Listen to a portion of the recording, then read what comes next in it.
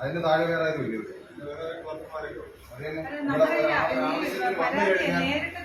ഇവിടെ കൈപ്പറ്റിയ റെസിപ്റ്റ് ഇവിടെ ആരും ഇല്ല. മതി, അത് അമ്മക്കത് തന്നാ മതി. റെസിപ്റ്റ് തന്നാ മതി. നിങ്ങൾക്ക് ആർക്കും ചെയ്യാൻ കഴിയാത്ത കാര്യം ആയതുകൊണ്ട് കൈപ്പറ്റി അതിന്റെ റെസിപ്റ്റ് തന്നാ മതി. ബാക്കി നടപടി നമ്മൾ ചെയ്തോ. ഇവിടുന്ന് ഈ ലോകത്തുള്ള മൊത്തവും നശിപ്പിക്കാൻ വേണ്ടി എന്നിട്ട് ചൂരൽ മലയൊക്കെ ഉണ്ടാക്കി വെച്ചിട്ടേ നിങ്ങൾക്ക് അങ്ങ് വീട്ടിൽ പോയി ഇരുന്നാൽ മതിയല്ലോ. 402 ശവശരീരങ്ങളുടെ അവരുടെ കുടുംബത്തിന്റെ ബ്രാക്ക് ഏക്കുന്നതാണ് നിങ്ങൾ മനസ്സിലായി.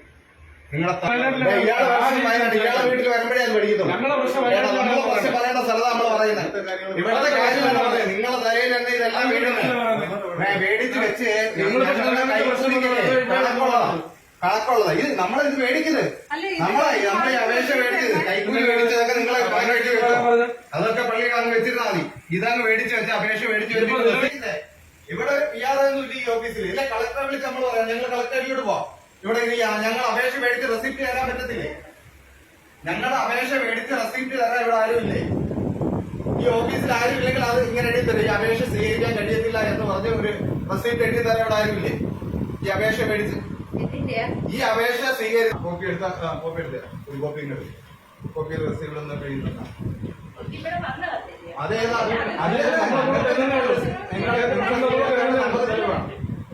ഒരു കോപ്പി എടുക്കാൻ.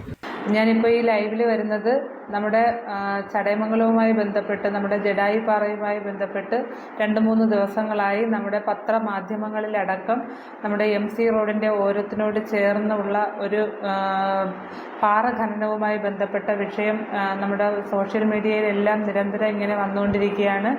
അപ്പോൾ അതിൽ പഞ്ചായത്ത് എന്തോ അനധികൃതമായി അതിന് വേണ്ടുന്ന നടപടിക്രമങ്ങൾ നടത്തിയത് കൊണ്ടാണ് അങ്ങനെ ഒരു പ്രവർത്തനം അവിടെ നടക്കുന്നത് എന്ന് ഉള്ള വാർത്തകൾ മീഡിയയിലും അതുപോലെ തന്നെ പത്രങ്ങളിലും ഉൾപ്പെടെ വന്നത് ഞങ്ങളുടെ ശ്രദ്ധയിൽപ്പെട്ടു. അപ്പോൾ അതുകൊണ്ടാണ് ഇത്തരത്തിൽ ഒരു ലൈവ് വാർത്തയിലേക്ക് വരാൻ ഉണ്ടായ സാഹചര്യം.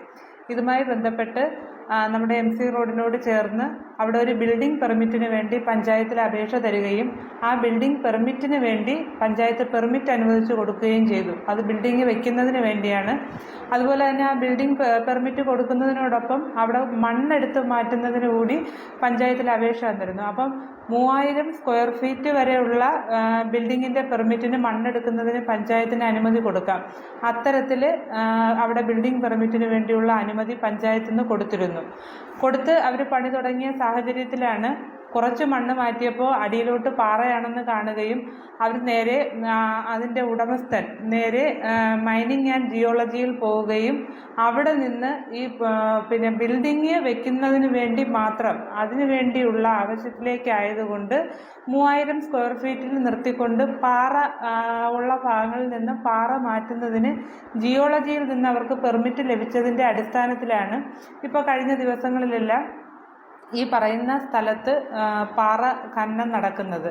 അപ്പോൾ ഇതിങ്ങനെ ഭയങ്കരമായി പ്രാദേശിക വിഷയമായി ഒപ്പം തന്നെ നമ്മുടെ ടൂറിസവുമായി ബന്ധപ്പെട്ട് നിൽക്കുന്ന നമ്മുടെ ചടയമംഗലത്ത് നിറസാന്നിധ്യമായി നിൽക്കുന്ന നമ്മുടെ ജഡായുപ്പാറയുടെ അടിഭാഗത്താണ് ഇതിൻ്റെ പ്രവർത്തനങ്ങൾ നടക്കുന്നത് എന്നും അത് ഇനി ഒരു വയനാട് ആവർത്തിക്കരുത് എന്നുള്ള ഒരു ഉത്തമ ബോധ്യം ഞങ്ങളുടെ കൂടി മനസ്സിൽ ഉള്ളത് കൊണ്ട് തന്നെ എങ്കിലും ഞാൻ എടുത്തു പറയുന്നു, ഈ പാറ ഖനനത്തിനൊന്നും പഞ്ചായത്തല്ല അനുമതി കൊടുക്കുന്നത്.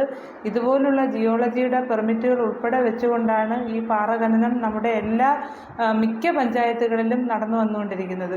അപ്പോൾ ഞങ്ങൾ ഇതിനു വേണ്ടി പഞ്ചായത്ത് ഒറ്റക്കെട്ടായി ഇറങ്ങുകയും ഇന്ന് തന്നെ ഞങ്ങൾ ജിയോളജിയിലും അതുപോലെ കളക്ടറേറ്റിലും അടക്കം പോവുകയും നമ്മുടെ റവന്യൂ മിനിസ്റ്റർക്ക് അടക്കം ഞങ്ങൾ പരാതി കൊടുക്കുകയും ഒക്കെ ചെയ്തതിൻ്റെ അടിസ്ഥാനത്തിൽ ജിയോളജിയിൽ പോയി അതുപോലെ കളക്ടറേറ്റിൽ പോയി കളക്ടറെ നേരിൽ കണ്ട് തന്നെ ഞങ്ങളുടെ ഈ പ്രശ്നം അവതരിപ്പിച്ചതിൻ്റെ അടിസ്ഥാനത്തിൽ അദ്ദേഹം ഇന്ന് ഇതിവിടെ നിർത്തിവെക്കുകയും നാളെ പരിശോധിച്ചതിന് ശേഷം അവിടെ വയലേഷൻ നടന്നിട്ടുണ്ടോ, അവിടെ ഇപ്പം നിലവിൽ പാറ ഖനനം ചെയ്താൽ ആ ഖനനം ചെയ്യുന്ന പാറയെ അവിടെ കൂട്ടിയിടണമെന്നും കൂട്ടിയിട്ടതിന് ശേഷം ജിയോളജിയിൽ നിന്നടക്കം ആൾ വന്ന് പരിശോധിച്ചതിന് ശേഷം മാത്രമേ മറ്റെന്ത് പ്രവൃത്തികളും ചെയ്യാൻ പറ്റൂ എന്നുള്ള രീതിയിലാണ് അവിടെ അനുമതി കൊടുത്തിരിക്കുന്നത്.